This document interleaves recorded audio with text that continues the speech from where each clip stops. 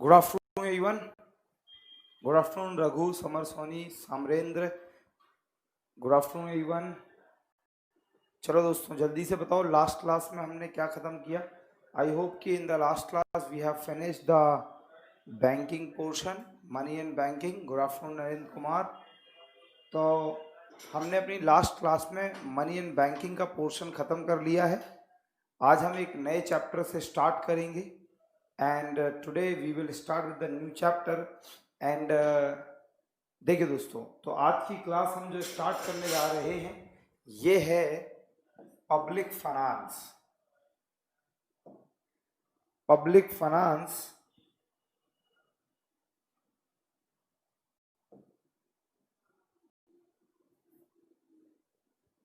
दोस्तों, जब हम बात करते हैं इकोनॉमी में पब्लिक फाइनेंस की, लोक वित्त की, तो जो पब्लिक फाइनेंस है, जो लोक वित्त है, ये दो बड़े बड़े टॉपिक्स को कवर करता है. राजरतन हेलो. एक बजट और दूसरा टैक्सेशन. तो हम लोक वित्त पब्लिक फाइनेंस की बात करते हैं तो ये दो बड़े बड़े टॉपिक कवर करते हैं, अब बजट और टैक्सेशन. यस इंद्रजीत. तो बजट एंड टैक्सेशन. तो आज की क्लास हम स्टार्ट करेंगे बजट के साथ और अगली क्लास में स्टार्ट होगा टैक्सेशन. चलो देखते हैं कि बजट क्या है. तो let's start with the topic called budget.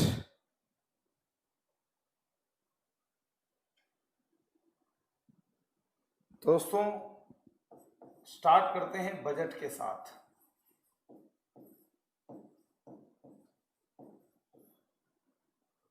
अब बजट होता क्या है, यहां से शुरू करें. तो बजट जो है, बजट नाम का शब्द कहां से आया है ये बताते हैं. तो the term budget derived from a French word. तो जो बजट शब्द है एक फ्रेंच भाषा का शब्द है और फ्रेंच में एक वर्ड है जिसे बोलते हैं बॉशेट. और बॉशेट का मतलब होता है अ लेदर बैग, एक चमड़े का बैग. तो term budget means a leather bag, एक चमड़े का बैग. राइट ना. AK-47 अभी बताएंगे आपको लॉरेंज कर्व क्या होता है. बाकी लॉरेंज कर्व को अगर मैं एक मिनट में एक लाइन में बताऊं तो it is a curve which shows the income inequality between the people and helps in measuring poverty in our country. ये वो कर्व है जो आय में विषमता के मापन के लिए प्रयोग में आता है. और एक बहुत बड़े इकोनॉमिस्ट थे मैक्स ओ लॉरेंज, उन्होंने किया था और गरीबी के आकलन के लिए प्रयोग किया जाता है, जिससे हम इनकम इनइक्वालिटी, आय में विषमता दिखाते हैं. राइट ना. दोस्तों, जो बजट शब्द है ये एक फ्रेंच वर्ड बॉशेट से आया है और इसका मतलब होता है अ लेदर बैग, एक चमड़े का बैग. तो ये शब्द तब से प्रचलित में आया तब फ्रेंच में पहली बार बजट पेश किया गया और वहां पर जो बजट पेश हुआ वो हाथ में लेके गए एक चमड़े का बैग और उसके अंदर से निकाला बजट. तो इसे हम कहते हैं बजट. तो बजट शब्द एक फ्रेंच शब्द बॉशेट से आया है और बॉशेट का मतलब है अ लेदर बैग, एक चमड़े का बैग. दोस्तों, आखिर बजट होता क्या है और बजट कहते किसे हैं, जरा ये बताते हैं. तो budget is an annual financial statement. Budget एक एनुअल फाइनेंशियल स्टेटमेंट है, मतलब वार्षिक वित्तीय विवरण. तो budget is an annual financial statement, एक वार्षिक वित्तीय विवरण जिसमें सरकार दो चीजों से संबंधी बात करती है. एक एस्टिमेटेड गवर्नमेंट रेवेन्यूज, हिंदी में अनुमानित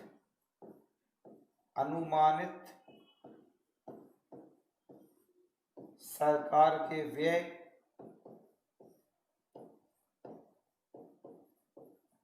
और दूसरा एस्टिमेटेड गवर्नमेंट एक्सपेंडिचर, अनुमानित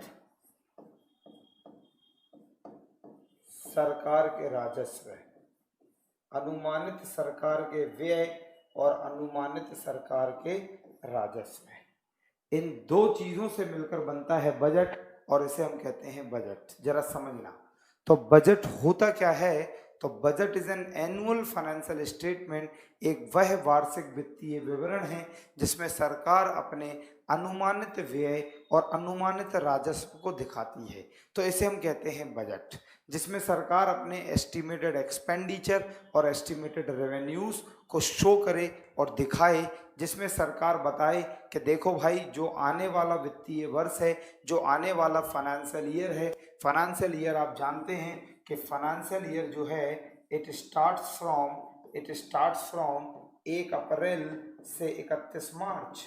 दोस्तों 1 अप्रैल से 31 मार्च में जो फाइनेंशियल ईयर है, तो एक फाइनेंशियल ईयर में 1 अप्रैल से लेकर 31 मार्च तक, 31 मार्च तक जो भी सरकार की जेब में कितना कितना पैसा कहाँ से आएगा और कितना कितना पैसा कहाँ जाएगा, इसका एस्टिमेशन इज कॉल्ड बजट।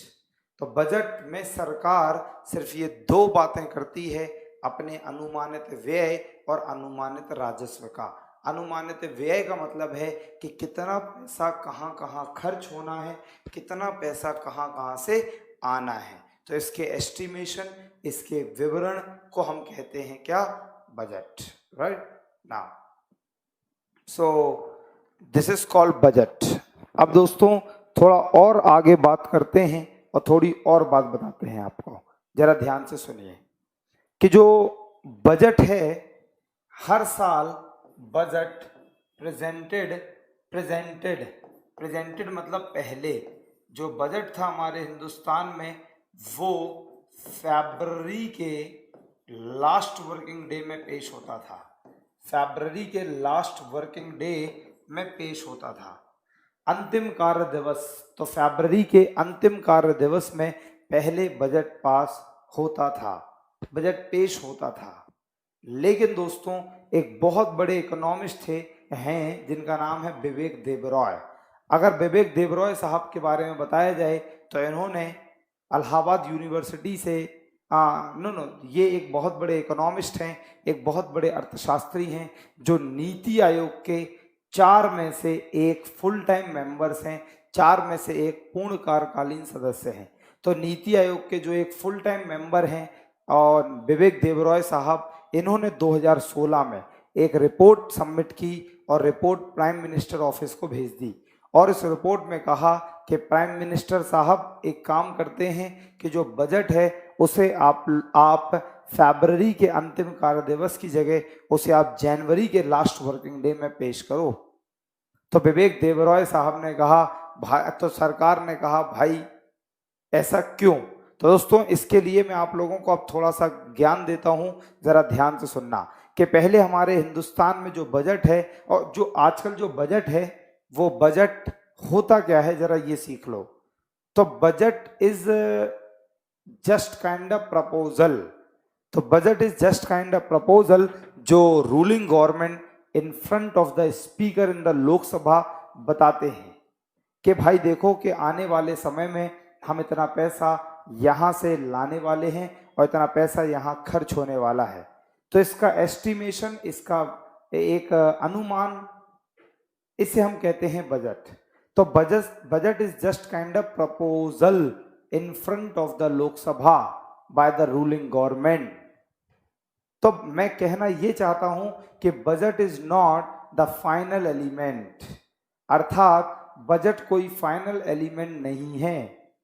मतलब क्या? मतलब ये कि जो बजट है, तो जो बजट है ये कोई फाइनल एलिमेंट नहीं है। इसका मतलब ये कि ये सिर्फ एक अनुमान है, ये सिर्फ सरकार का एक एस्टिमेशन है कि देखिए इतना पैसा यहाँ से आना है और इतना पैसा यहाँ जाना है।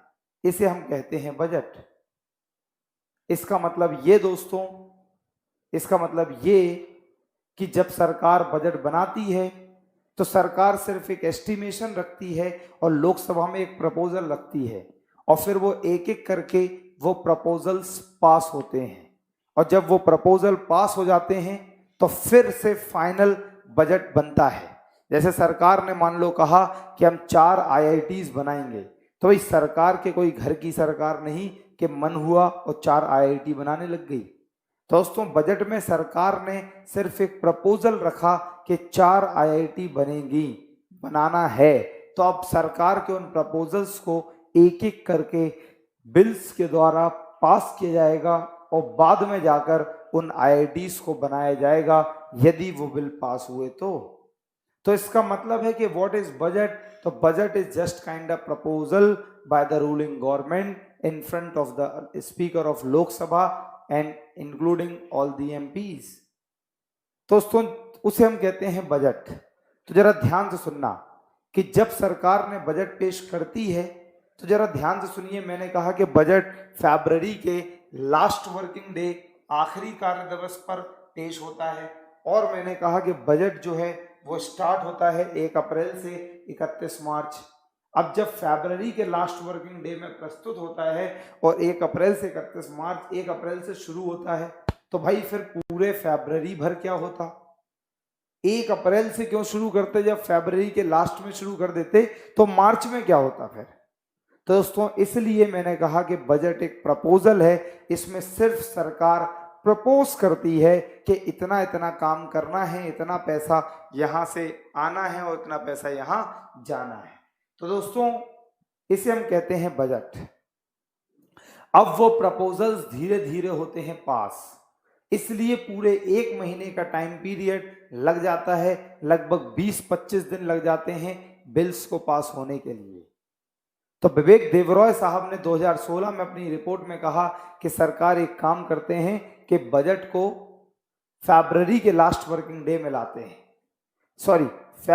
जनवरी के लास्ट वर्किंग डे में लाते हैं और जिससे हमारे पास पूरा फरवरी का टाइम होगा, पूरा मार्च का टाइम होगा प्रपोजल्स को पास करने का और हम 1 अप्रैल से बजट को बहुत अच्छी तरह लागू कर सकते हैं।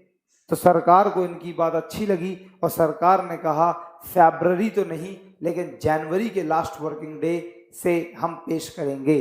तो मैं आपको बता दूं कि 2017-18 का जो बजट है, 2017-18 का जो बजट है वो पहली बार भारत में 2017 और 2018 का बजट कब पेश हुआ?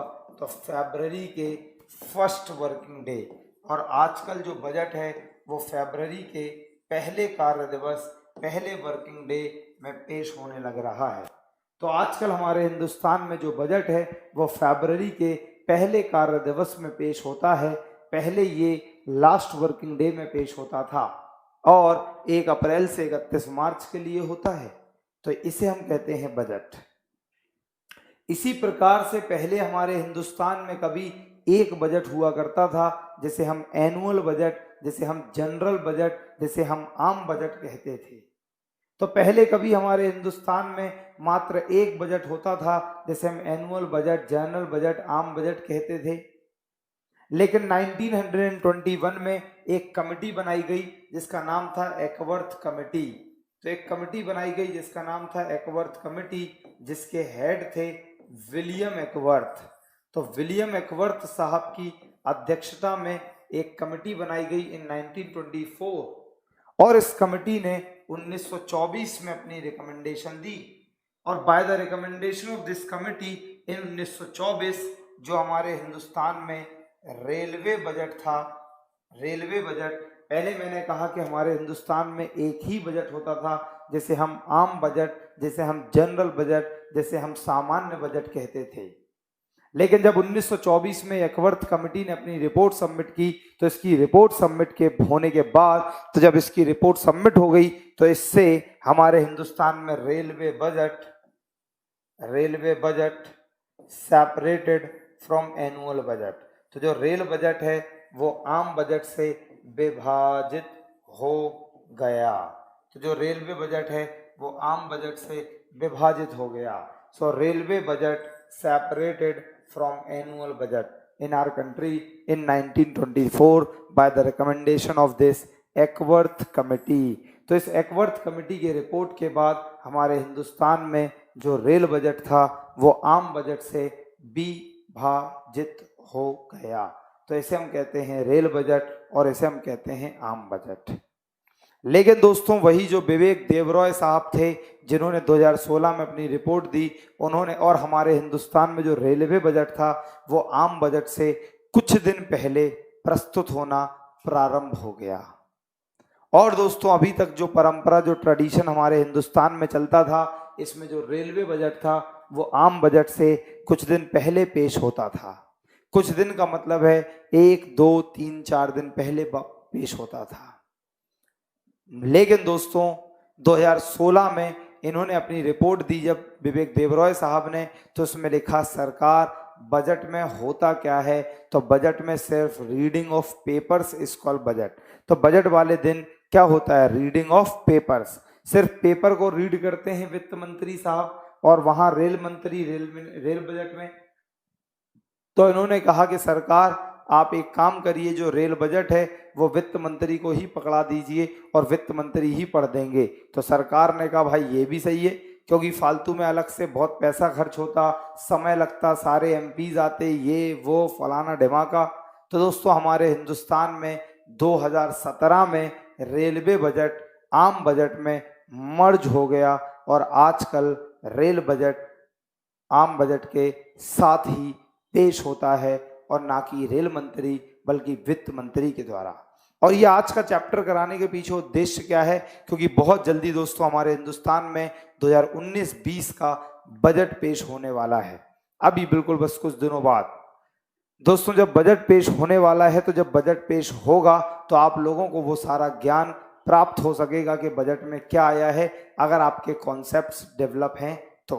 So this is called budget. तो इसे हम कहते हैं बजट, और मुझे लगता है आप लोग समझ गए कि बजट क्या होता है और बजट किसे कहते हैं। राइट ना, थोड़ा अगर और आप लोगों को ज्ञान दिया जाए तो जरा ध्यान से सुनना कि आखिर हम बात करें बजट की, आखिर हम बात करें बजट की, तो बजट में और क्या क्या बातें हैं जो आप लोग जानना चाहेंगे। तो बजट में और भी बहुत सारी बातें हैं, जैसे जैसे जैसे कि दोस्तों हमारे हिंदुस्तान में अगर हम लोग बात करें तो हमारे देश में अब बजट फरवरी के पहले वर्किंग डे में पेश होने लगा। इसके अलावा अगर आप लोगों को कुछ ज्ञान देना हो तो वो सुनिए जरा, अभी बहुत इंटरेस्टिंग बातें बची हुई हैं। जैसे दोस्तों जैसे हमारे देश में जो बजट है, थैंक यू, अगर हम लोग अपनी कंट्री में बजट की बात करें तो बजट में देखिए दोस्तों अभी हाँ मैं ये बात बताने वाला था कि अभी मैंने कहा कुछ दिनों में बजट पेश होने वाला है। अभी मैंने कहा कि बजट फरवरी के पहले वर्किंग डे में पेश होता, तो जब फरवरी के पहले वर्किंग डे में पेश होता है तो फिर कुछ दिनों में क्यों, just give me a minute.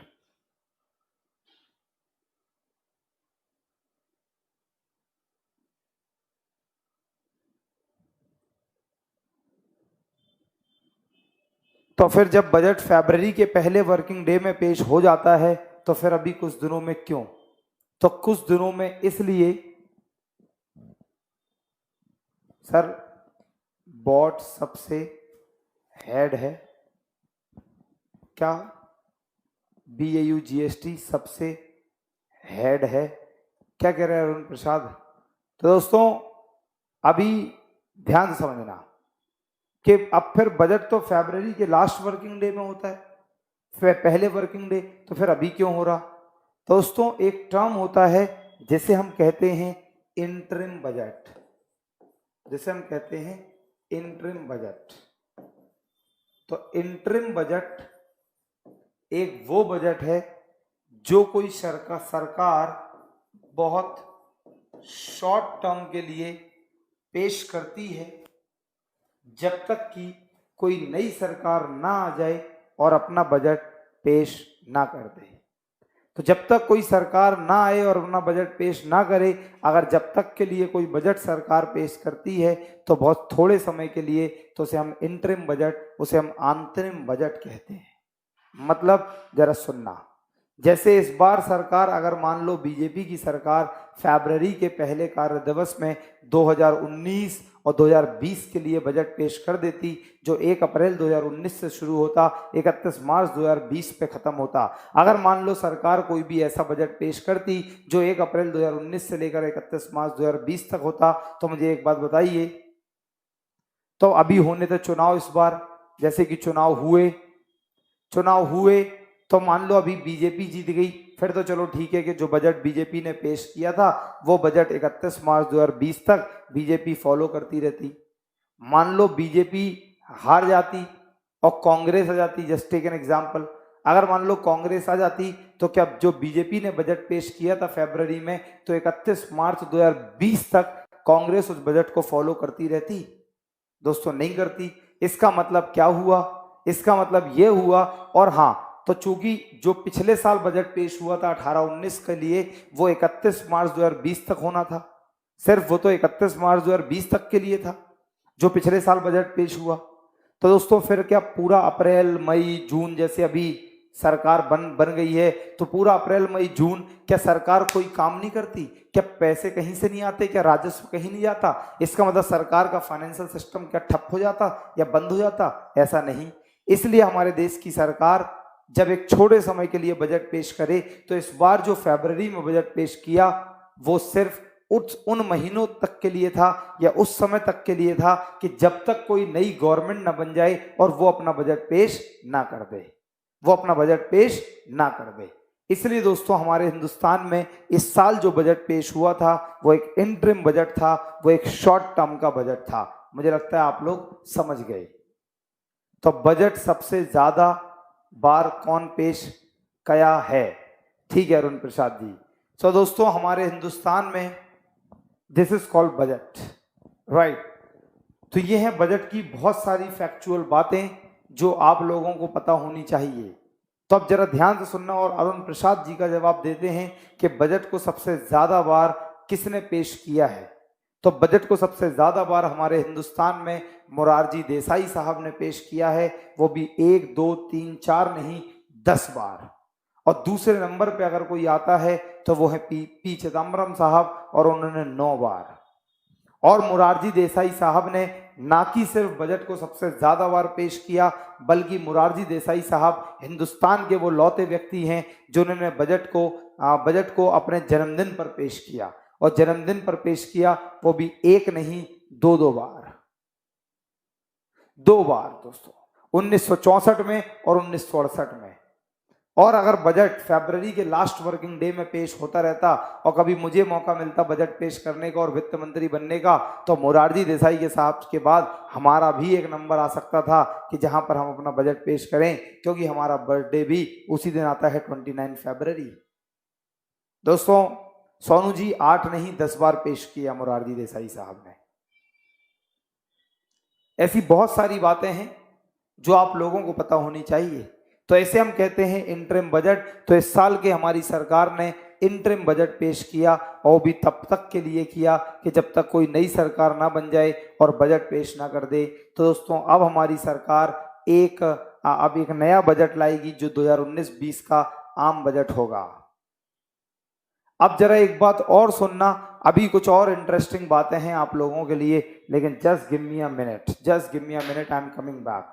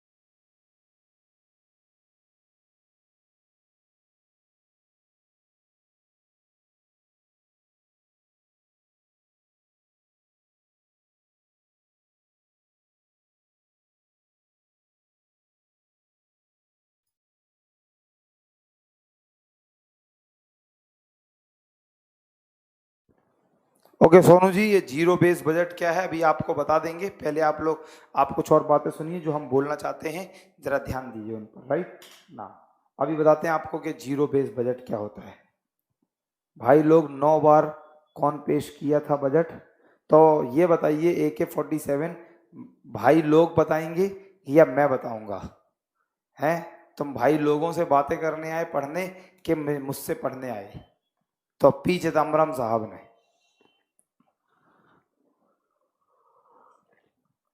सुनिए ध्यान से कि बजट में, हर साल के बजट में तीन तीन ईयर्स का डेटा होता है। बहुत इंटरेस्टिंग बात, लेकिन बहुत टेक्निकल बात, आधे बच्चों को समझ में नहीं आएगी और आधे को आएगी। इसलिए अगर सारे सुनना समझना चाहते हैं तो सारे ध्यान से सुनना। हर साल के बजट में तीन अलग अलग डेटास पर बात होती है। जैसे एक होता है, जैसे हम कहते हैं एक्चुअल डेटा, एक होता है एक्चुअल डेटा, और एक होता है रिवाइज्ड या इसी को कहते हैं प्रोविजनल डेटा। एक होता है एक्चुअल डेटा, एक रिवाइज्ड या प्रोविजनल डेटा, और दोस्तों एक होता है एस्टिमेटेड डेटा। तो हर साल के बजट में ये 3 साल के डेटाज होते हैं और 3 साल के आंकड़े होते हैं, राइट। तो हर साल के बजट में ये 3 साल के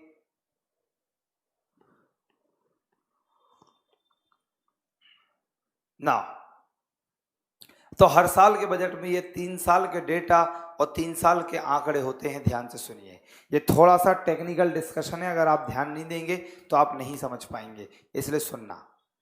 मान लो इस बार फरवरी में हमारा नॉर्मल बजट आया, जस्ट टेक एन एग्जांपल। तो इस बार फरवरी में नॉर्मल बजट आया और ये जो जून वून का इंटरिम बजट का चक्कर है ये नहीं हुआ, मान लो। तो दोस्तों इस बार जो सरकार ने बजट पेश किया तो वो कब किया? तो वो किया फरवरी, मान लो इस बार फरवरी में, और वो भी 2019 में बजट पेश किया। तो जब फरवरी 2019 में बजट पेश किया तो वो कब के लिए किया? वो आने वाले वित्तीय वर्ष, मतलब फॉलोइंग ईयर, मतलब आने वाला वर्ष, मतलब नेक्स्ट फाइनेंशियल ईयर, जो 1 अप्रैल 2019 से लेकर 31 मार्च 2020 तक के लिए है। तो दोस्तों जब सरकार ने इस साल बजट पेश किया तो वो 1 अप्रैल 2019 से लेकर 31 मार्च 2020 2020 के लिए हुआ। दोस्तों ध्यान से सुनिए आप लोग कि जिस फाइनेंशियल ईयर में सरकार बजट पेश कर रही है, तो जिस फाइनेंशियल ईयर का मतलब क्या? तो जिस फाइनेंशियल ईयर का मतलब है, ये जो वित्तीय वर्ष है, ये जो फाइनेंशियल ईयर है, ये अभी चल रहा है 18-19।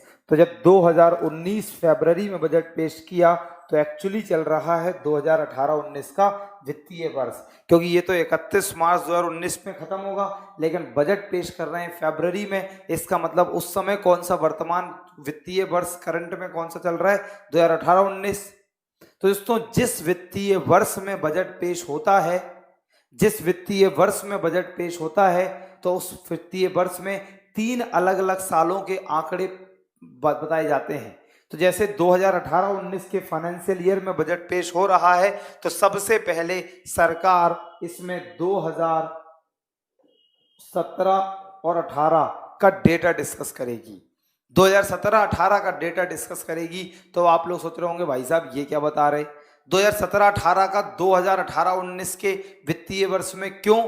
क्योंकि दोस्तों जरा ध्यान से सुनना, एक स्टेटमेंट बहुत लवली है कि जब 2018 में बजट पेश हुआ, यहाँ 2018 में बजट पेश हुआ, तो जब 2018 में 17-18 का मतलब 2017-18 में यहाँ बजट पेश हुआ, तो क्या उस समय 2017-18 का टाइम पीरियड कंप्लीट हो गया था? मतलब जब पिछले साल 2017-18 में बजट पेश हुआ, कब? फरवरी 2018 को। कब तक के लिए? फरवरी 2018 में 18-19 के लिए जब बजट पेश हुआ, तो क्या 17-18 का कार्यकाल पूरा हुआ? नहीं, क्योंकि 17-18 का जो कार्यकाल है, 17-18 का जो टाइम पीरियड है वो तो 31 मार्च को पूरा होगा, लेकिन बजट तो फरवरी 2018 में ही पेश हो गया। तो इसका मतलब 17-18 के आंकड़े तो अभी कंप्लीट आए नहीं, क्योंकि 17-18 का जो फाइनल डेटा है कि कितना पैसा कहां खर्च हुआ, कितना पैसा कहां से आया, ये तो 31 मार्च 2018 के बाद होगा, पता चलेगा। लेकिन बजट पेश हो गया 2 फरवरी 2018 में, कब तक के लिए? 2018 1 अप्रैल से 31 मार्च तक के लिए। इसलिए दोस्तों जब हम इस साल बजट पेश कर रहे हैं 2018-19 के सेशन में, लेकिन कब तक के लिए? 2019-20 के लिए, तो इससे एक साल पहले 2017-18 का डेटा कहलाता है एक्चुअल डेटा, क्योंकि अभी 2017-18 के सरकार के पास सारे खर्चे आ गए, सारा रेवेन्यू आ गया। और दोस्तों जिस वित्तीय वर्ष में बजट पेश हो रहा है, मतलब बजट फरवरी 2019 में पेश हो रहा है, लेकिन किसके लिए बजट पेश हो रहा है? 2019-20 के लिए।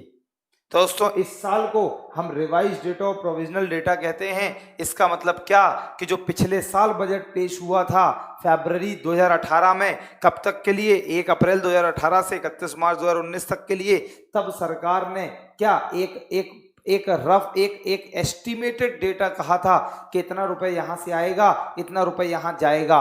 लेकिन दोस्तों उसके बाद जब बिल पास हुए तो एक फाइनल बजट और आता है, लेकिन वो सरकार पेश नहीं करती, बस वित्त मंत्रालय अपने ऑफिशियल वेबसाइट पर उसे जारी करता है। तो दोस्तों जो पिछले साल बजट पेश हुआ था 2018-19 में, 2018-19 के लिए, तो दोस्तों उसके बारे में भी सरकार इस साल के बजट में बात करती है और उसे रिवाइज्ड डेटा या प्रोविजनल डेटा कहते हैं। और जब 2018-19 का सेशन खत्म हो गया, खत्म चल रहा है, और फिर 2018 में सरकार 2018-19 के सेशन में 2019 में सरकार ने 2019-20 के लिए जो बजट पेश किया उसे एस्टिमेटेड डेटा, उसे अनुमानित आंकड़े कहते हैं। तो ये हर साल हर बजट में सरकार 3 साल के डेटास की बात करती है। जरा ध्यान से सुनना, ये जो सरकार 2018 फरवरी में सरकार ने 2018-19 के लिए बजट पेश किया, तो इस साल के जो आंकड़े हैं, ये जो एक्चुअल डेटा है, इसी को एक्चुअली हम एनुअल, एवरीबॉडी, इसे और इसे मिलाकर इन्हें हम कहते हैं एनुअल, इसे हम कहते हैं नॉट एनुअल सॉरी, इसी को हम लोग कहते हैं क्या? इसी को हम लोग कहते हैं इकोनॉमिक सर्वे, एवरीबॉडी, इसी को हम कहते हैं इकोनॉमिक सर्वे। और ये भी मिनिस्ट्री ऑफ फाइनेंस, वित्त मंत्रालय प्रिपेयर करता है। मुझे लगता है जल्दी से बताओ क्या कुछ समझ में आया या कंफ्यूज हो गए?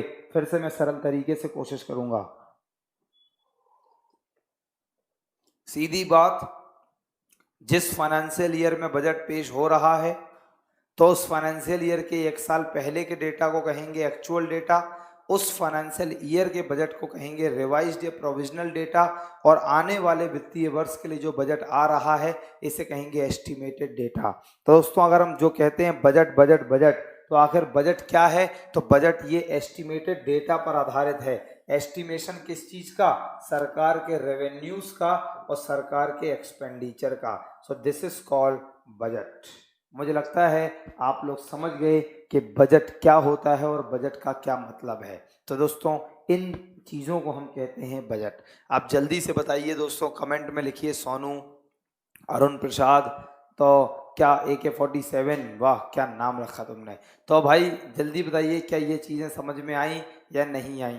तो हर साल के बजट में सरकार इन 3 साल के डेटा की बात करता है। तो अब मैं आपको बता दूं, इस साल जो इंटरिम बजट आया था, चूंकि इंटरिम बजट में सरकार बहुत बड़ी बड़ी बातें नहीं करती है, इंटरिम बजट में सरकार सिर्फ ये बातें करती है, क्योंकि एक शॉर्ट बजट है तो इसमें सरकार ज़्यादा बातें ना करती हुई सरकार सिर्फ ये बताती है कि कितना पैसा कहाँ से आना है और कितना पैसा कहाँ जाना है, बहुत थोड़े समय के लिए। तो दोस्तों इसे हम लोग कहते हैं क्या?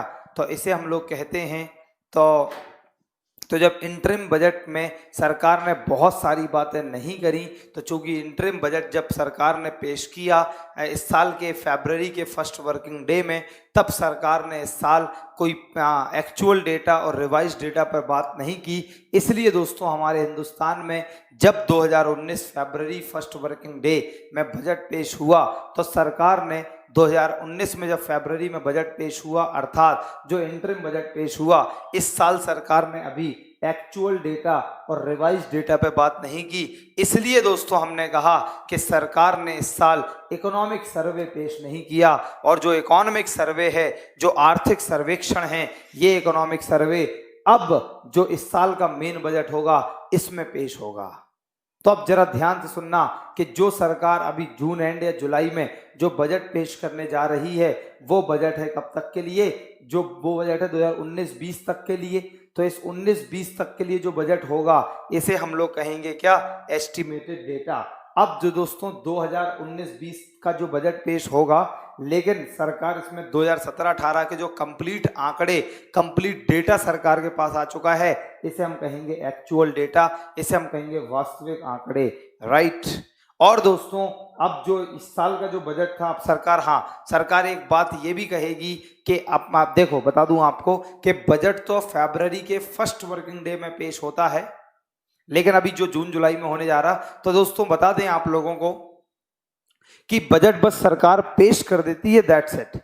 लेकिन अब आप सुनेंगे, या अभी आप सुनेंगे कि जिस दिन बजट पेश होना है इस साल, उसके 2-3 दिन पहले बजट सेशन प्रारंभ हो जाएगा, बजट सत्र शुरू हो जाएगा। इसका मतलब बजट सत्र में सरकार आपको बताएगी क्या? इन दो चीजों के बारे में।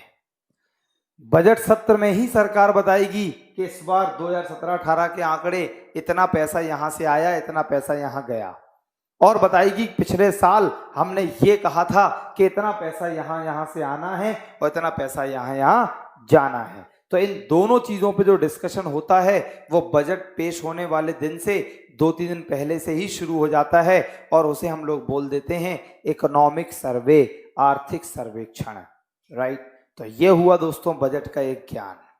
अभी बजट में बहुत सारी फैक्चुअल बातें डिस्कशन करने को भी है दोस्तों।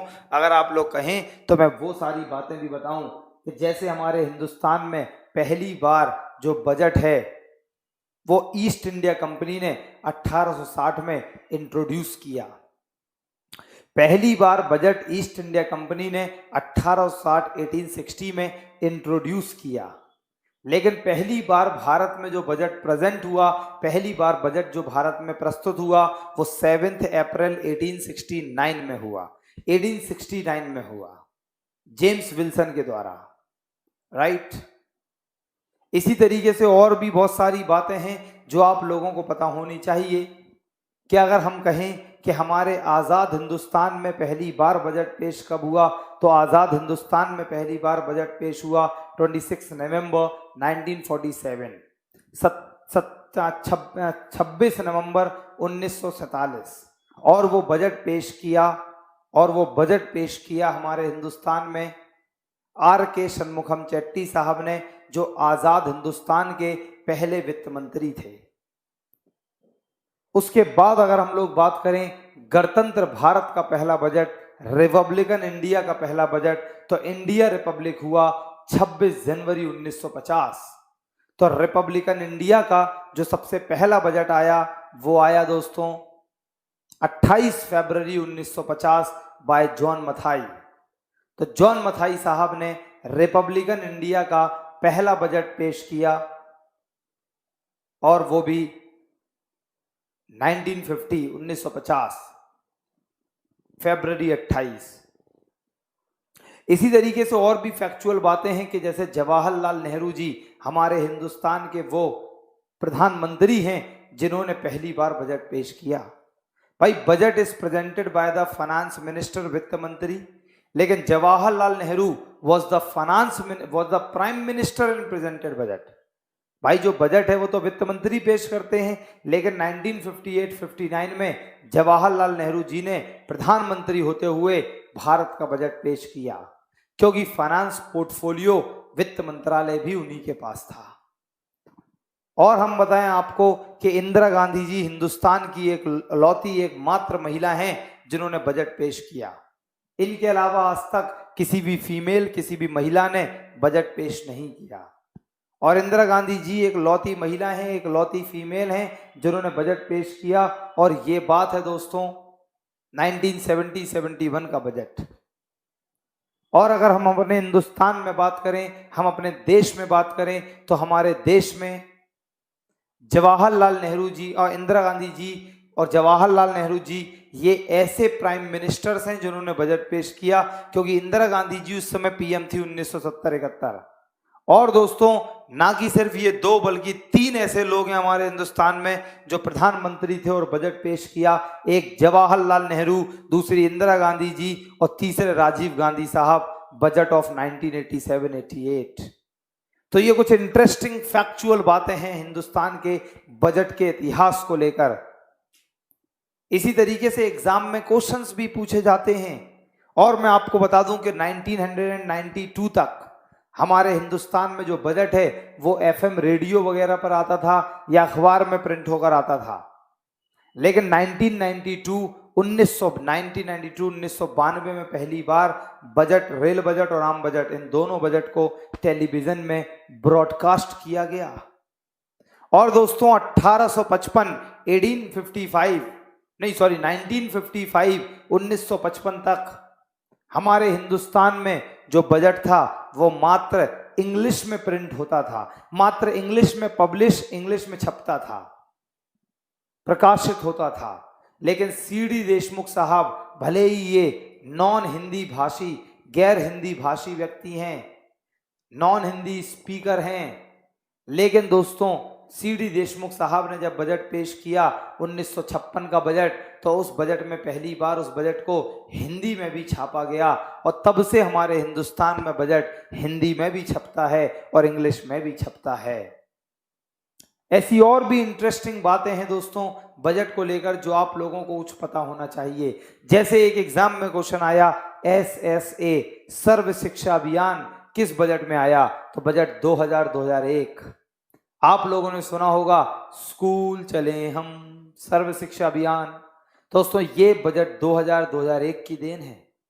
अगर हम आप लोगों को बताएं, NREGA, national rural employment guarantee act, NREGA national rural employment guarantee act came in the budget 2005-2006। इस तरीके के क्वेश्चन आते हैं। जैसे 1973-74 का जो बजट था वो हिंदुस्तान में ब्लैक बजट, काला बजट घोषित हुआ, क्योंकि दोस्तों इतना बेहदी बकवास बजट था कि सरकार को बहुत ज्यादा लॉस हो गया और लगभग 550 करोड़ का घाटा हुआ, क्योंकि दोस्तों उस समय सरकार के एक्सपेंडिचर्स बढ़ गए और उस बजट से रेवेन्यू कम आए। उसे हिंदुस्तान के इतिहास में ब्लैक बजट, काला बजट कहा जाता है। तो ये सब बातें आप लोगों को पता होनी चाहिए, जिससे कई सारे एग्जाम में बहुत सारे सवाल पूछे जाते हैं। अगर हम और भी बातें आप लोगों को बताएं तो और भी बातें हैं अभी बताने को, कि जैसे हमारे हिंदुस्तान में अगर हम बात करें, देखो ये तो हो गया थोड़ा सा हिस्टोरिकल टॉक। बजट को हम तीन तरीके से पढ़ते हैं। एक तो पढ़ते हैं from historical point of view, जो अभी हमने बात की बजट की एक शॉर्ट हिस्ट्री के बजट के इतिहास में हिंदुस्तान में क्या क्या हुआ। और फिर इसके बाद अगर हम चलते हैं तो बजट के पॉलिटिकल पॉइंट ऑफ व्यू को देखते हैं। तो दोस्तों मैं अभी आप लोगों को पॉलिटिकल साइंस और पॉलिटी के पॉइंट ऑफ, भारत के संविधान के पॉइंट ऑफ व्यू से अगर मैं बात करूं, तो हमारे हिंदुस्तान का जो पूरा का पूरा कॉन्स्टिट्यूशन है, जो पूरा का पूरा संविधान है, इसमें बजट नाम का शब्द कहीं नहीं दिया गया।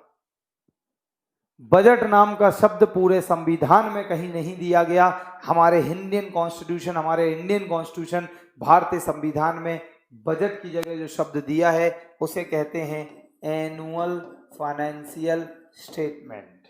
तो बजट की जगह हमारे संविधान में जो शब्द दिया गया है वो है एनुअल फाइनेंशियल स्टेटमेंट, वार्षिक वित्तीय विवरण। तो इसे हम कहते हैं budget in our constitution, in our country. तो हमारे देश में जो बजट है वो एनुअल फाइनेंशियल स्टेटमेंट, वार्षिक वित्तीय विवरण लिखा है बजट की जगह। और मैं आप लोगों को बताऊं, भारतीय संविधान के अकॉर्डिंग हमारे हिंदुस्तान में जो सेंट्रल गवर्नमेंट है, जो केंद्र सरकार है, इसका बजट अलग होता है, और जितने भी स्टेट गवर्नमेंट हैं, जितने भी राज्य सरकार हैं, इनका बजट अलग होता है। तो भाई हमारे देश में जो सेंट्रल गवर्नमेंट है इसका बजट अलग होता है और जो स्टेट गवर्नमेंट है इसका बजट अलग होता है। और सेंट्रल गवर्नमेंट का बजट, केंद्र सरकार का बजट आर्टिकल नंबर अनुच्छेद नंबर 112 में आता है और स्टेट गवर्नमेंट का budget article number 202, article number 202 में आता है। तो जो केंद्र सरकार का बजट है, जो सेंट्रल गवर्नमेंट का बजट है, वो आर्टिकल नंबर 112 के अंतर्गत आता है और स्टेट गवर्नमेंट का बजट आर्टिकल नंबर 202 के अंतर्गत आता है। तो इसे हम कहते हैं सेंट्रल गवर्नमेंट बजट और इसे कहते हैं हम लोग स्टेट गवर्नमेंट बजट।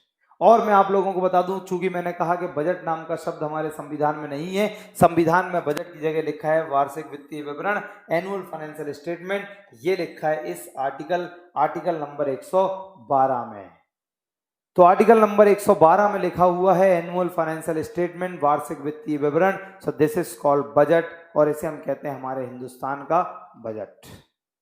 बोलो भाई, मुझे लगता है बात समझ में आप लोगों को आ गई है। क्लियर है भाई? इसी तरीके से और भी बातें हैं दोस्तों भारतीय संविधान को लेकर और बजट को लेकर। अभी मैंने कहा था कि budget is not the final proposal, final element, budget is just kind of proposal. Budget कोई अंतिम चीज नहीं है, बजट सिर्फ एक प्रपोजल है जो ruling government in front of the Lok Sabha में पेश करती है कि प्रपोजल। तो मैं आप लोगों को बता दूं, फिर मैंने कहा कि उन प्रपोजल्स को एक एक करके बिलों के द्वारा पास किया जाता है और उन प्रपोजल के लिए बिल वगैरह पास होते हैं। अरे बोलो यस। दोस्तों उन प्रपोजल्स के लिए कौन कौन से बिल पास होते हैं और क्या कॉन्सेप्ट है वो सुनिए जरा ध्यान से। तो उन प्रपोजल्स के लिए दोस्तों हमारे हिंदुस्तान में एक है मनी बिल, मौद्रिक विधेयक, और एक है हमारे हिंदुस्तान में फाइनेंस बिल, जैसे बोलते हैं वित्त विधेयक। तो एक मनी बिल, एक फाइनेंस बिल, और एक है हमारे हिंदुस्तान में एप्रोप्रिएशन बिल, जिसे बोलते हैं विनियोग विधेयक। So these are the three kinds of bill in our country related to the budget. एक मनी बिल, एक फाइनेंस बिल और एक एप्रोप्रिएशन बिल।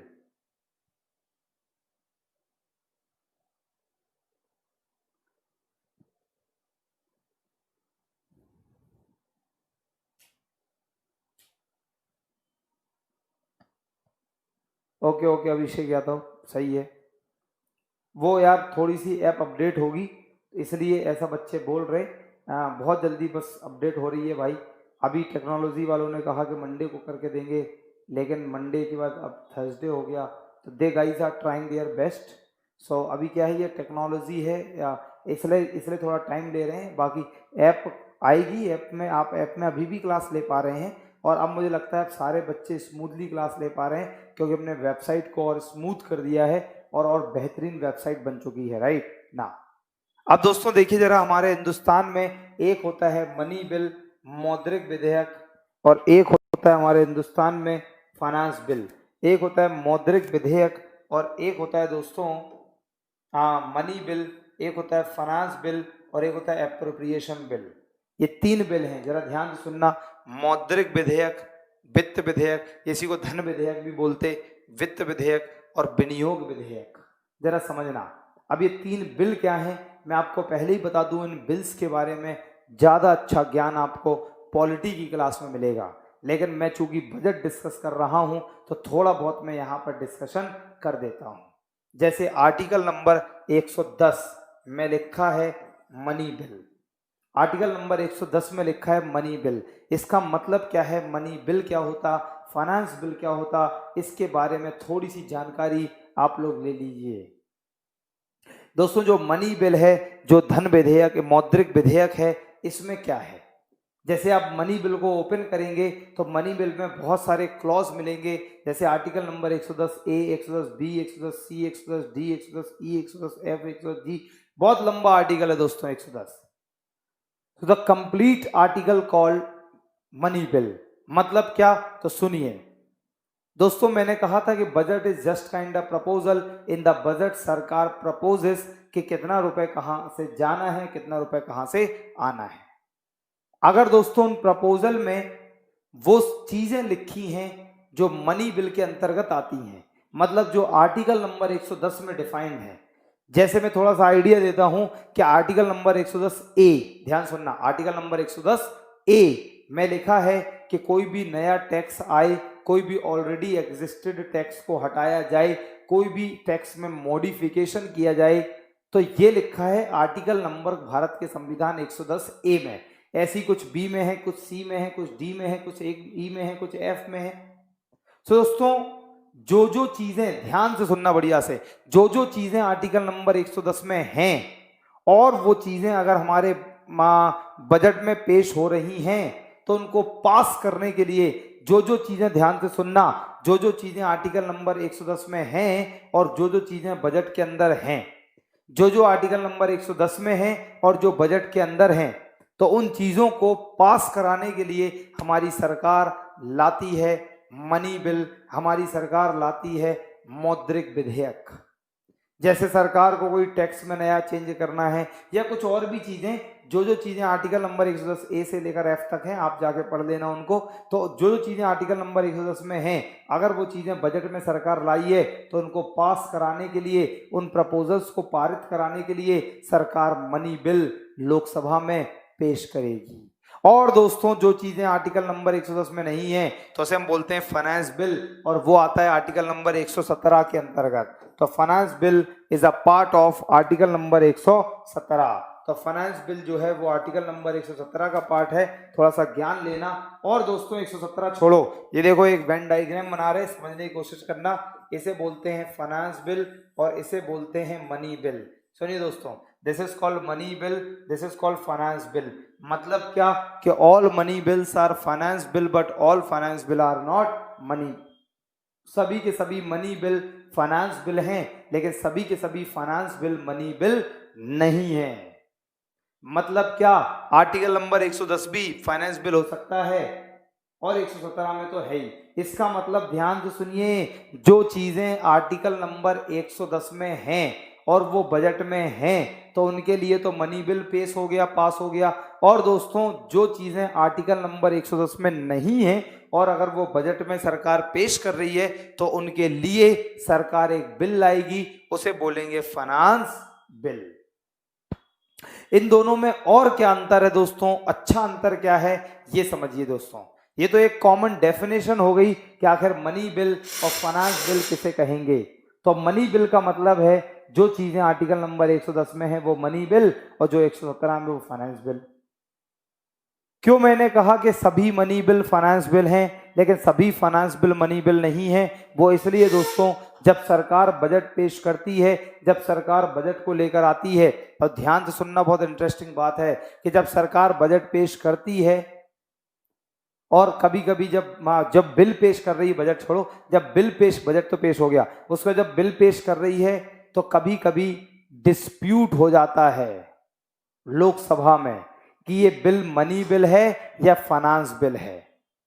तो कभी कभी जब डिस्प्यूट हो जाता है तो ऐसे टाइम पर लोकसभा के स्पीकर डिसाइड करेंगे कि ये मनी बिल है या फाइनेंस बिल है। तो Lok Sabha speaker would decide either the bill is money bill और it is the finance bill. मुझे लगता है आप लोगों को कॉन्सेप्ट और क्लियर हो गया है। अब लोकसभा के स्पीकर को पावर है हमारे भारतीय संविधान के अकॉर्डिंग कि अगर डिस्प्यूट हो जाए कि बिल मनी बिल है और फाइनेंस बिल है। और भी ऐसी बातें हैं दोस्तों, ध्यान से सुनते रहना, कि जो दोनों बिल, चाहे मनी बिल हो या फाइनेंस बिल हो, ये सबसे पहले लोकसभा में प्रस्तुत होते हैं। ये एक नहीं, कई पेपर में पूछा गया है कि चाहे वो मनी बिल हो या वो फाइनेंस बिल हो, दोनों बिल हमेशा सबसे पहले लोकसभा में प्रस्तुत होंगे। दोनों बिल सबसे पहले लोकसभा में प्रस्तुत होंगे, जब वहां पास हो जाएंगे फिर वो राज्यसभा में जाएंगे और फिर प्रेसिडेंट के पास। लेकिन दोस्तों जो मनी, ये पेपर में भी आता है, ये चूंकि इकोनॉमिक्स से नहीं है, ये पॉलिटी से है, लेकिन चूंकि हमारा थोड़ा कॉमन सा पोर्शन इसलिए टच कर रहा हूं। लेकिन जो मनी बिल है उसमें एक और इंपॉर्टेंट बात है कि मनी बिल पहले लोकसभा में गया, पास हो गया। मान लो पास नहीं हुआ तो 14 दिन बाद ऑटोमेटिकली पास माना जाता है। 14 दिनों बाद वो ऑटोमेटिकली पास माना जाता है और दोस्तों वो राज्यसभा में चला जाता है। और वहां नहीं, सॉरी, मैंने क्या बोला कि मनी बिल अगर लोकसभा में पास हो गया, लोकसभा में पास होने के बाद अब वो राज्यसभा में चला गया, अगर राज्यसभा में मान लो पास ना हो तो 14 दिनों बाद उसे ऑटोमेटिकली पास माना जाता है और प्रेसिडेंट के पास भेज दिया जाता है। और प्रेसिडेंट तो पीएम के कठपुतले होते, वो तो साइन मार ही देते, खत्म करो। लेकिन वहीं पर बताऊं, जो फाइनेंस बिल है वो सबसे पहले लोकसभा में प्रस्तुत हुआ, जैसे वहां पास हो गया तो फिर वो राज्यसभा में गया, अगर राज्यसभा में मान लो वो पास नहीं हुआ तो वहीं पर लटका रहेगा, पास नहीं माना जाएगा। I hope you understood what I am trying to convey you. दोस्तों, राज्यसभा में पास नहीं माना जाएगा और वहीं पेंडुलम की तरह लटकता रहेगा। तो दोस्तों, ये रहा मनी बिल और फाइनेंस बिल। अब ऐसा क्यों है? तो देखिए दोस्तों, हमेशा जो रूलिंग सरकार है, जैसे इस बार बीजेपी की सरकार इतने सारे एमपीज के साथ अपने उसने पार्टी बनाई, अपनी उसने शपथ ली कि बीजेपी ने पूरा हमारे हिंदुस्तान के लोकसभा को रिप्रेजेंट करने की। तो जरा समझना, तो अब कोई भी बिल, इतनी बड़ी मेजॉरिटी से सरकार बनी, तो कोई भी बिल, कॉन्सेप्ट समझो बिल्कुल इंटीरियर पार्ट से, कि कोई भी बिल जब लोकसभा में आएगा तो वो पास हो जाएगा या नहीं, क्योंकि बीजेपी अब कोई भी बिल लाए लोकसभा में तो पास हो ही जाना है, इतनी मेजॉरिटी ऑफ एमपीज जो है। लेकिन जब ये राज्यसभा में जाएगा तो वहां पर पास हो या ना हो, अगर मनी बिल है तो 14 दिनों बाद पास माना जाएगा। तो हमेशा बीजेपी इस समय क्या चाहेगी कि हर बिल मनी बिल के द्वारा पेश हो जाए, जिससे राज्यसभा में पास हो या ना हो, वहां पर तो इनकी मेजॉरिटी नहीं, वहां पर तो मेंबर्स अलग होते हैं, पॉलिटी में पढ़ा है। तो दोस्तों, वहां पर पास हो या ना हो, पास माना जाएगा और उनका काम हो जाएगा, जो वो देश में लाना चाहते वो ला सकते हैं। तो इस तरह का मिसयूज ना हो पाए, इसीलिए हमारे भारतीय संविधान में जो रूलिंग गवर्नमेंट है वो हमेशा चाहती है कि मनी बिल हो, लेकिन अपोजिशन हमेशा चाहती है ये फाइनेंस बिल हो। इसलिए कन्फ्लिक्ट होता है, तो लोकसभा के स्पीकर डिसाइड करते हैं कि मनी बिल होगा या फाइनेंस बिल होगा। तो मुझे लगता है आप लोगों को बढ़िया ज्ञान मिल गया है बजट से संबंधित। अब दोस्तों, ये एप्रोप्रिएशन बिल क्या है? ये एप्रोप्रिएशन हिंदी में विनियोग विधेयक। पहले बता दें कि जो विनियोग विधेयक है ये आर्टिकल नंबर 114 का पार्ट है। जो विनियोग विधेयक है ये आर्टिकल नंबर 114 का पार्ट है। क्लियर है? लेकिन ये है क्या वो समझिए। तो दोस्तों, ये है क्या विनियोग विधेयक, एप्रोप्रिएशन बिल, आर्टिकल नंबर 114? तो हमारे हिंदुस्तान में दो फंड हैं, इन्हें और सीख लीजिए। एक consolidated fund of India, Bharat की संचित निधि, consolidated fund of India, Bharat की संचित निधि, और एक contingency fund of India, Bharat की आकस्मिक निधि। So these are the two important funds of our country. एक तो भारत की संचित निधि और भारत की आकस्मिक निधि। ध्यान समझिए, कॉन्सोलिडेटेड का मतलब है संचित निधि और कॉन्टिंजेंसी का मतलब है आकस्मिक निधि। So these are the two kinds of funds of the Indian government. और दोस्तों, जो भारत की ये जो कह रहा हूं मैं कि जो कॉन्सोलिडेटेड फंड ऑफ इंडिया है ये आर्टिकल नंबर 266 में आता है और contingency fund of India article number 267 में आता है। तो ये है क्या वो समझिए जरा। ये कॉन्टिंजेंसी फंड या कॉन्सोलिडेटेड फंड क्या है जरा देखना।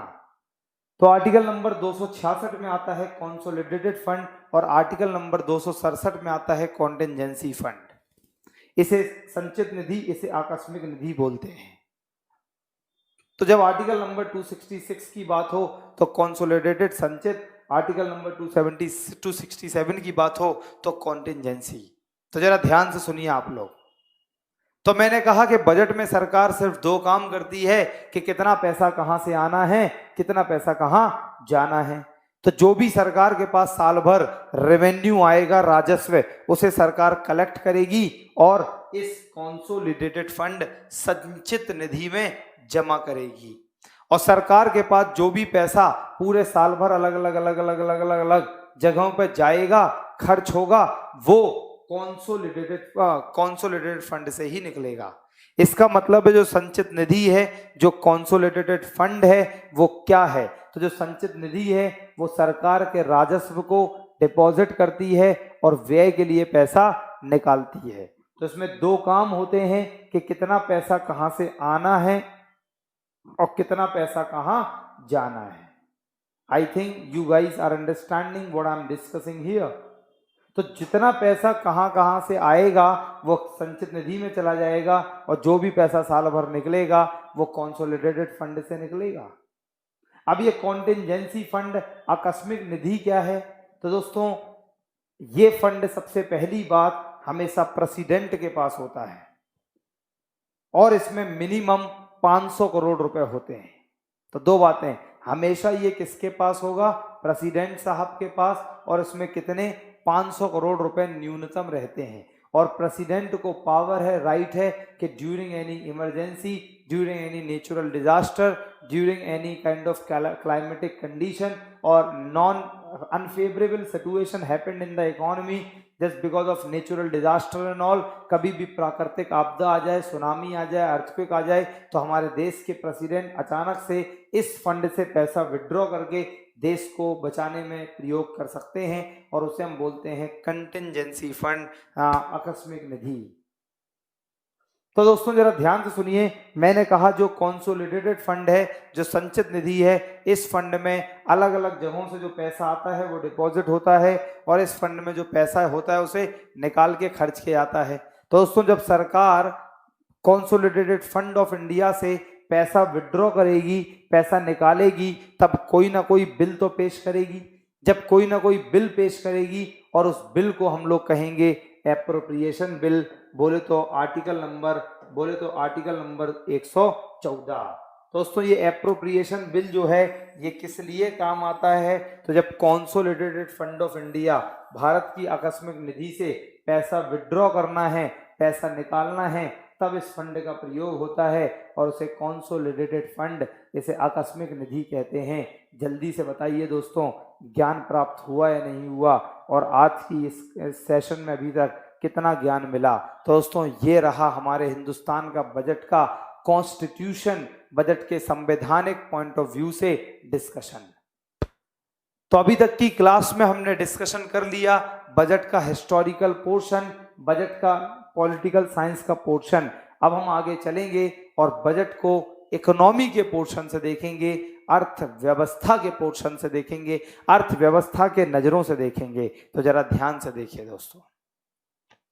तो आगे चलते हैं इतनी सारी बातों पर। तो एक बार जरा अगर क्विक रिव्यू देखते हैं कि जो जो हमने आज पढ़ा, तो हमने यहाँ से डिसाइड की, डिस्कशन शुरू किया कि जो पब्लिक फाइनेंस है, जो दोस्तों लोक वित्त है, तो पब्लिक फाइनेंस लोक वित्त, पब्लिक फाइनेंस लोक वित्त में हम दो बड़े बड़े चैप्टर्स पढ़ते हैं, एक बजट और दूसरा टैक्सेशन। तो हमने बजट और टैक्सेशन देखा क्या होता है।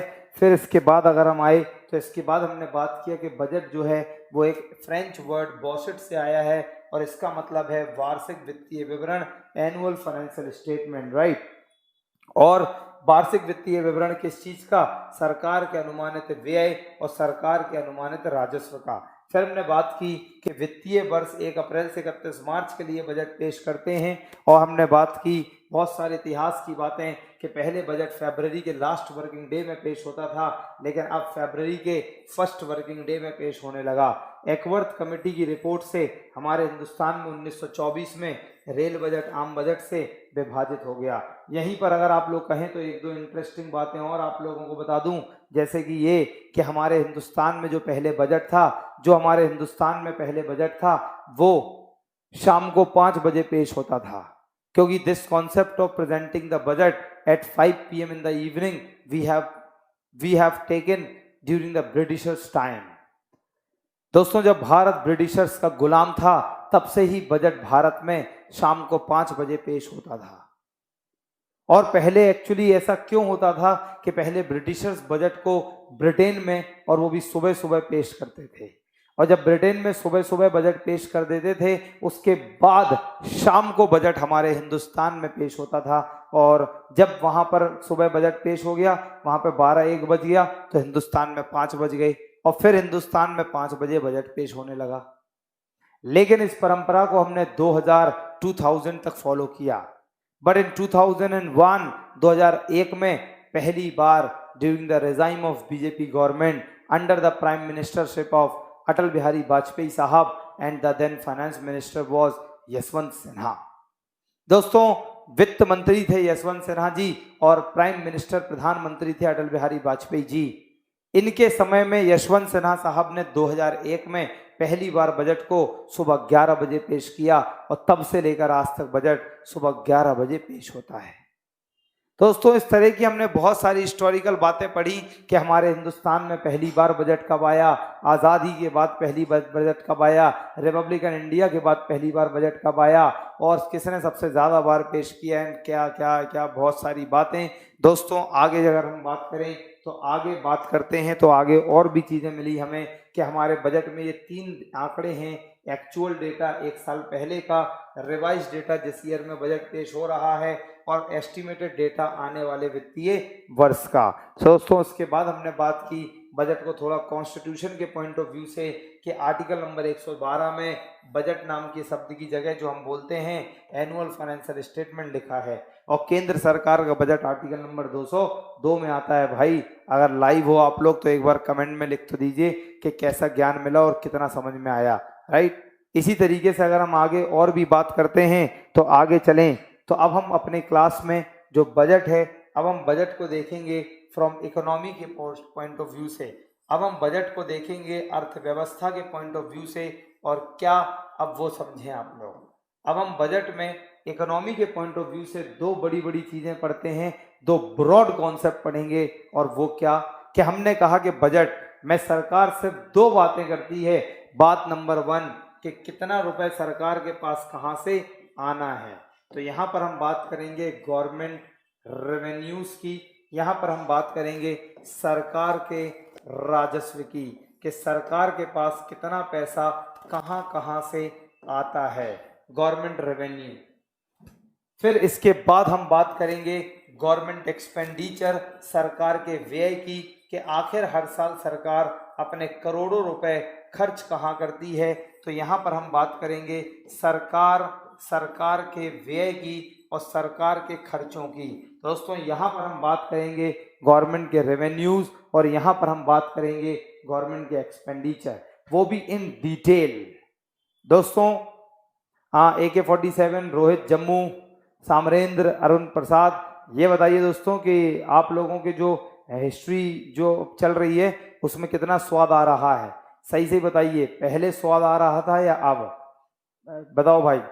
तो दोस्तों, बहुत सारे बच्चों ने कहा और उनके कहने पर हम लोग एक बहुत सीनियर फैकल्टी को लेकर आए हैं, mister SK Yadav sir, and he so senior teacher. जैसे कि हमारे डॉक्टर SL सिंह सर हैं, इनसे भी सीनियर हैं SK यादव सर। और दोस्तों, बताइए कि उनके द्वारा पढ़ाया गया इतिहास कैसा लग रहा है आप लोगों को। बिल्कुल सच्ची सच्ची बताना, विद्या माता कसम है ना। दोस्तों, गवर्नमेंट के जो एक्सपेंडिचर्स होते हैं ये 2 तरह के होते हैं। सबसे पहला क्या, तो सबसे पहला जो एक्सपेंडिचर है इसमें हम पढ़ेंगे, रेवेन्यू है, इसमें हम पढ़ेंगे रेवेन्यू रिसीप्ट्स, हिंदी में इसे बोलते हैं राजस्व प्राप्तियां, रेवेन्यू रिसीप्ट्स, और हिंदी में बोलते हैं राजस्व प्राप्तियां। और दोस्तों, जो दूसरा होता है इसे हम बोलते हैं कैपिटल रिसीप्ट और हिंदी में पूंजी प्राप्तियां। तो ये 2 तरह के रेवेन्यूज हैं, 2 तरह के राजस्व हैं, एक राजस्व प्राप्तियां और दूसरा पूंजी प्राप्तियां।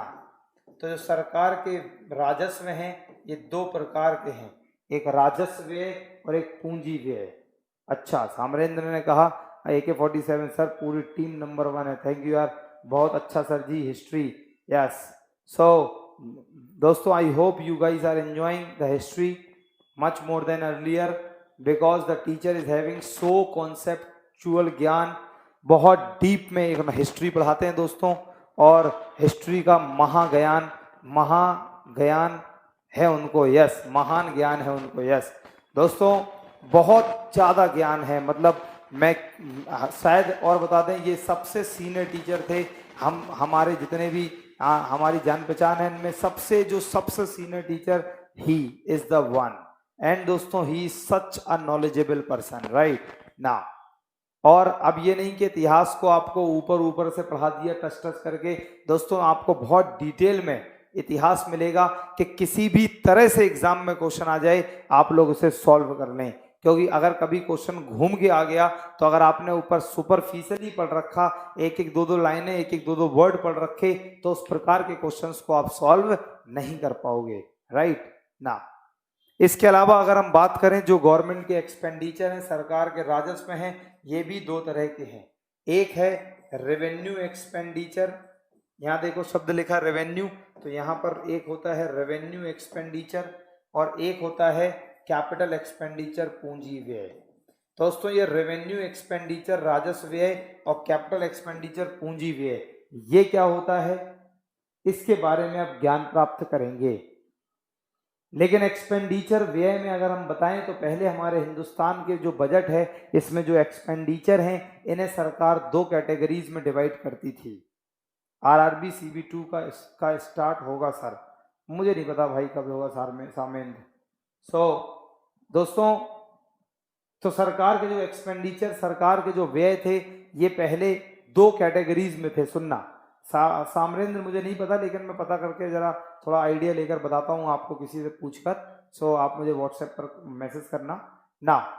दोस्तों, ये जो सरकार के व्यय हैं, पहले दो प्रकार के होते थे, एक डेवलपमेंट एक्सपेंडिचर, एक नॉन डेवलपमेंटल एक्सपेंडिचर। एक विकास व्यय, एक गैर विकास व्यय। क्या था, जरा सुनना। डेवलपमेंटल एक्सपेंडिचर, विकास व्यय का मतलब होता था दोस्तों, वो एक्सपेंडिचर जिससे हमारे देश का डेवलपमेंट हो रहा हो, जिससे हमारे देश का विकास हो रहा हो। जैसे सरकार रोड्स बना रही है, डैम्स बना रही है, ब्रिजेस बना रही है, मेट्रोज बना रही है, स्कूल्स बना रही है, हॉस्पिटल्स बना रही है, इससे देश का डेवलपमेंट, देश का विकास हो रहा है। तो इन व्यय को सरकार डेवलपमेंटल एक्सपेंडिचर या डेवलपमेंट एक्सपेंडिचर, विकास व्यय कहती थी। यदि हमारे देश की सरकार कुछ ऐसा पैसा खर्च कर रही है जिससे हमारे हिंदुस्तान में कोई डेवलपमेंट नहीं हो रहा, जैसे सरकार स्कॉलरशिप में पैसे दे रही है, old age pension, unemployment allowances, इन सब पर पैसा दे रही है, तो दोस्तों इसे हम कहेंगे non development expenditure. PK sir, history का सिलेबस खत्म होने के बाद सर के टॉपिक रिपीट करा देना, ठीक है भाई। पीके भाई, ऐसा क्यों रिपीट क्यों करा दें उन सर के टॉपिक, क्योंकि आपको लग रहा है कि इन सर का ज्ञान उन सर से भी ज्यादा अच्छा है क्या? दोस्तों, दिस इज कॉल्ड द विकास व्यय और गैर विकास व्यय। लेकिन 1987-88 में एक सुखमय चक्रवर्ती रिपोर्ट आई। 1987 और 88 में सुखमय चक्रवर्ती रिपोर्ट आई, और जब सुखमय चक्रवर्ती की रिपोर्ट आई 1987 और 88 में, तो सुखमय चक्रवर्ती जी ने कहा कि सरकार ये डेवलपमेंट, नॉन डेवलपमेंट, विकास और गैर विकास की जगह आप प्लैंड और नॉन प्लैंड एक्सपेंडिचर कर दीजिए। तो दोस्तों, हमारे हिंदुस्तान के जो बजट है, इसमें नियोजित और गैर नियोजित व्यय होने लगा। प्लैंड एक्सपेंडिचर सरकार डिस्कस करने लगी और नॉन प्लैंड एक्सपेंडिचर डिस्कस करने लगी। प्लैंड एक्सपेंडिचर, नियोजित व्यय का मतलब वे व्यय जो सरकार पंचवर्षीय योजनाओं के अंतर्गत करती है, जो सरकार 5 ईयर प्लान्स के अंतर्गत करती है। ऐसी व्यय, वे खर्चे जो 5 ईयर प्लान्स के अंतर्गत हमारे देश में लिखे गए हैं, हमारे देश में जो पंचवर्षीय योजनाएं हैं, उनके अंतर्गत आते हैं। अगर सरकार कोई भी ऐसा पैसा खर्च करे जो 5 ईयर प्लान्स को फॉलो ना करें और जो पंचवर्षीय योजनाओं के अंतर्गत ना आए, उन्हें नॉन प्लैंड एक्सपेंडिचर, गैर नियोजित व्यय कहते हैं। तो ये दो तरह के व्यय हो गए, एक तो प्लैंड एक्सपेंडिचर, नियोजित व्यय, और दूसरा नॉन प्लैंड एक्सपेंडिचर, गैर नियोजित व्यय। तो अब मैं आप लोगों को बता दूं, जरा ध्यान से सुनना। तो ये दो तरह के एक्सपेंडिचर हो गए, एक तो नियोजित, एक गैर नियोजित, एक प्लैंड, एक नॉन प्लैंड। लेकिन 2011 में सी रंगराजन साहब की एक रिपोर्ट आई, और सी रंगराजन साहब ने कहा, सी रंगराजन कमेटी की रिपोर्ट आई, और उन्होंने कहा कि सरकार अब इन्हें प्लैंड, नॉन प्लैंड की जगह रेवेन्यू और कैपिटल एक्सपेंडिचर कर दीजिए। और दोस्तों, रेवेन्यू और capital expenditure good evening Kuldeep भाई। तो रेवेन्यू और कैपिटल एक्सपेंडिचर कर दीजिए। तो दोस्तों उन 2011 से हमारे हिंदुस्तान के बजट में जो वर्ड था प्लैंड और नॉन प्लैंड, नियोजित और गैर नियोजित व्यय, वो खत्म हो गए और अब ये सरकार दो एक्सपेंडिचर में कैटेगराइज करती है, एक तो रेवेन्यू एक्सपेंडिचर राजस्व व्यय और एक कैपिटल एक्सपेंडिचर पूंजी व्यय। तो ये दो तरह के व्यय अब हमारे हिंदुस्तान में होते हैं। तो दोस्तों अब हम डिटेल में बात करेंगे कि रेवेन्यू रिसीप्ट क्या है, कैपिटल रिसीप्ट क्या है, राजस्व प्राप्तियां क्या हैं, पूंजी प्राप्तियां क्या हैं, रेवेन्यू एक्सपेंडिचर क्या है, कैपिटल एक्सपेंडिचर क्या है, और इनसे पेपर में सवाल कैसे आते हैं ये आपको अगली क्लास में बताएंगे और अगली क्लास में समझाएंगे कि ये क्या हैं और इनसे कैसे पेपर में सवाल आएंगे। और आई होप आज आप लोगों ने कुछ ज्ञान प्राप्त किया होगा और मैं आज यहीं पर सेशन समाप्त कर रहा हूं, क्योंकि दोस्तों अब इनको समझाने के लिए मैं थोड़ा टाइम लूंगा और बहुत बेहतरीन तरीके से इनका कॉन्सेप्ट बताऊंगा कि रेवेन्यू एक्सपेंडिचर क्या है, capital expenditure, revenue receipt, capital receipt. दोस्तों मिलते हैं अपनी अगली क्लास में और जब तक के लिए have a safe and wonderful life and God bless you all. जब तक बहुत बढ़िया से पढ़िए आप लोग और अपने माता पिता का नाम रोशन करते जाइए। God bless you all, bye bye.